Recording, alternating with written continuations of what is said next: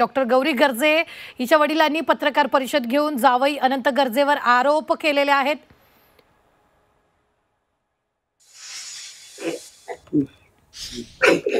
फलटण येथील एका डॉक्टर महिलेचा मृत्यू हा ताजत असताना आता पुन्हा एकदा एका बीडच्याच एका तरुणीचा मृतदेह आढळल्याने आता खळबळ उडालेली आहे।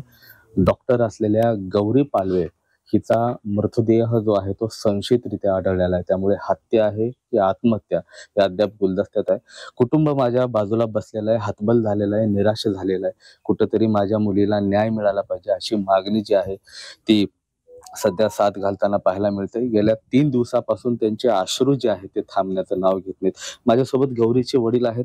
नेमकी काय मागणी त्यांनी मुंबई पोलिसांकडे केली जाणून घेण्याचा प्रयत्न करतोय। काय मागणी तुम्ही मुंबई पोलिसांना आता पत्र लिहून केलेली आहे? जे आहे ती सत्यता बाहेर यावी। आम्ही त्या स्पॉट पंचनाम्याचं आम्हाला काही माहित नाही। विदाऊट अपसेंडी मध्ये आमच्या उपस्थित आम्ही रात्री अचानक फोन आला की तिकडं बोल गेलो तर तिथं काही आम्हाला दिलं नाही। डेड बॉडी, एकटी डेड बॉडी पडलेली एका शिवग्रामध्ये पोस्टमॉर्टम रूम मध्ये। आणि कायद्यात तर तुम्ही आधी कलम नंतर लावता आणि आधी आत्महत्या म्हणता, पण ती हत्या आहे कारण की तिला कोणीच सोडू शकत नाही, काही नाही। ते कोण सोडलं, काय झालं याचं काही आम्हाला माहिती नाही। त्यामुळे आमचा दावा आहे की त्यांनी तिघांनी मारून तिला शिफ्ट केलं आणि कोण शिफ्ट करणार आहे त्याचे नाव सांगा आम्हाला। कुणी हॉस्पिटलमध्ये नेलं त्याचं काही आमच्याकडे पुरावा नाही। यापूर्वी गौरीचा कधी फोन आला होता? फोनवरती काही तिनं तक्रार वगैरे तुमच्याकडे? फार वेळेस तक्रारी केल्या आम्ही। तिला विनंती केली, बेटा आपलं नाही जमलं तरी चालेल, तू डॉक्टर आहे, तुला लाख रुपये पगार आहे, म्हणजे एकटी पण राहू शकते, काय होईल ती होईल। पण ती सोडायला तयार नव्हती, कारण तिला असं ब्लॅकमेल केलं की तू जर गेली तर मी आत्महत्या करील आणि तुला मारून टाकेल। त्यामुळे ती मरण्यापेक्षा पप्पा राहते।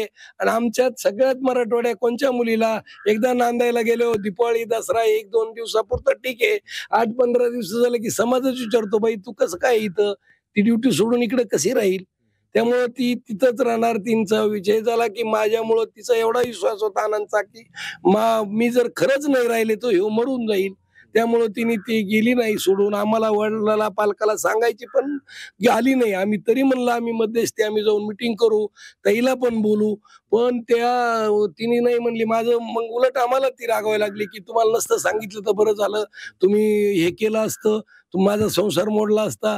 आणि मग त्याच्यामुळे आम्ही दबून कुणाला सांगितलं। असे काय पुरावे गौरीकडे होते ज्याच्यामुळे तिचा जीव धोक्यात आला? हा, तर ते सामान शिफ्ट करताना ते नेलं।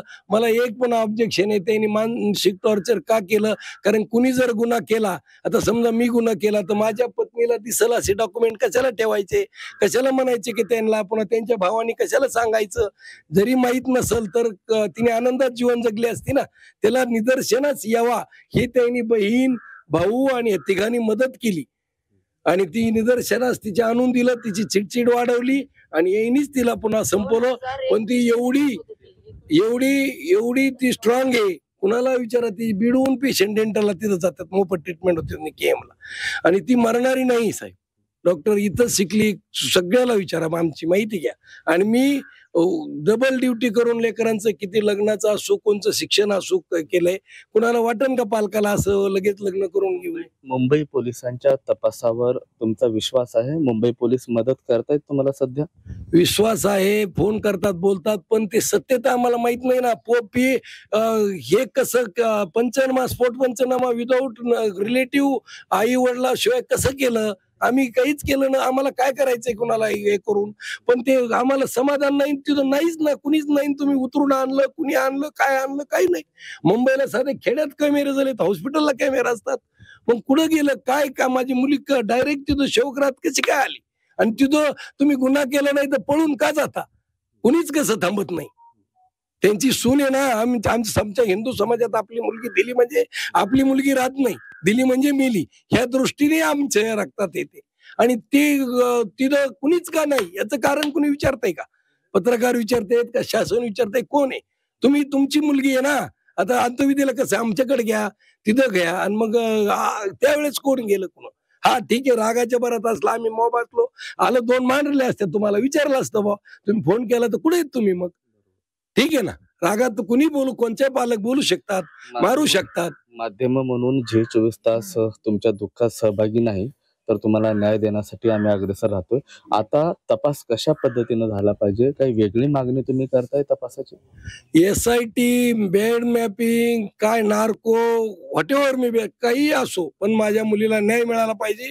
तोपर्यंत आम्ही सगळे, मी माझी मुलगी नाही, शिरोळ तालुका, बीड जिल्ह्याची मुलगी आहे, सगळा समाज तुम्ही काल पाहिलं, त्यांनी तेवढा समाज जमिला होता काठ्या लाट्या घेऊन, पण आम्ही ऐकलं नाही. आम्ही मेला असतो तिथं, तरी आम्ही मुद्दाम का तर हे समाज बाकीच्या मुली वाचावा म्हणून माझी तर गेली, पण हे त्याच्यामुळे आम्ही दारातच अंत्यविधी केली, हे पण तुम्हाला सांगतो. तुम्ही पाहिलं पण असं. त्यामुळे आम्ही भिणारे माणसं नाहीत. ते किती मोठे आणि किती गुंडगर्दी असो, आम्ही न्याय मिळण्याशिवाय स्वस्थ बसणार नाही. पंकजाताईंना काय साकडं घालणार आहे या प्रकरणाबाबत? SITची तर हे करा, SIT पाहिजे आम्हाला. माझ्याकडे पुरावा आहे ना. माझं लेकरू कधी त्याला कधी ते डॉक्युमेंट सापडलं, नंतर माझ्या लेकरांनी ते काय म्हणजे त्याने डायरेक्ट माझ्या लेकराला, माझा मुलगा आहे तो यवतमाळला MBBSच्या 3rd इयरला, त्यांनी त्यालाच टाकले. कारण मी कसं होतं, आईला नव्हती सांगू शकत, तिला तो एक आधार वाटायचा. मग त्याला ते म्हणलं ना, ते माझ्याकडे मेसेज येतं. म्हणजे माझी लेक माझ्या लेकाला जे बोलली आणि ते डॉक्युमेंट टाकले. कधी टाकले? ते सावरगाव मेळावा होता का, तो मेळाव्याच्या आदल्या दिवशी ते. मग आता मला SIT पाहिजे ना. माझ्याकडे पण पुरावा आहे ना थोडाफार तरी, जरी नसेल तरी. SIT पाहिजे. SITनीच तपासणी झाली पाहिजे. पहिली गोष्ट, लग्न झाल्याच्या नंतर आई वडिलांचा काहीच अधिकार नसतो का? ह्यांनी कुठून पोरगी आणली, कशी आणली मला माहित नाही, पण मी जेव्हा गेले त्यावेळेस माझी पोरगी 100 माड्यासोबत होती. 100 मड्यासोबत. मी जन्म देऊन 27 वर्ष सांभाळली होती की नाही. मग माझी पोरगी जर घरात होती तर घरातच ठेवायची होती. मी येईपर्यंत पोतदारला होती तर पोतदारच ठेवायची होती. एकटी कसं काय माझी पोरगी त्या PM रूम मध्ये होती? त्यावेळेस ते कुठं गेला होता तो? चौकशी झाली पाहिजे याची सर्व. विषयच नाही. SITच चौकशी झाली पाहिजे. मला दुसरी कोणतीच चौकशी नकोय. मला SITच चौकशी पाहिजे. आणि जे 3 आरोपी आम्ही तिथे दिले होते, एकालाच का अटक केली? काय न्याय आहे मग? 3 फिरतात ना, आणखीन ते 2 बाकीचे फिरतात. आणि 2 का तुम्ही का असं बोलता की त्यांनी काहीच केलं नाही? म्हणजे तो त्याचा भाऊ 10 महिने एकत्र राहत होता ना, जॉईंट फॅमिलीत राहत होता ना, नणंद पण जातच होती ना. आणि कसं काय म्हणता तुम्ही काही केलं नाही? अजिबात नाही. ते 2 जे आरोपी आहेत त्यांनाही अटक झाली पाहिजे. SITनीच तपासणी केली पाहिजे आणि यांना फाशीच झाली पाहिजे. आणि मीडियावाल्यांनी आत्महत्या म्हणायचंच नाही, हत्याच म्हणायचं. ज्या दिवशी सगळ्यांनी SITचा तपास होईल आणि ज्या दिवशी कळन की ती तिच्या हाताने मेली, त्या दिवशी आत्महत्या म्हणायची.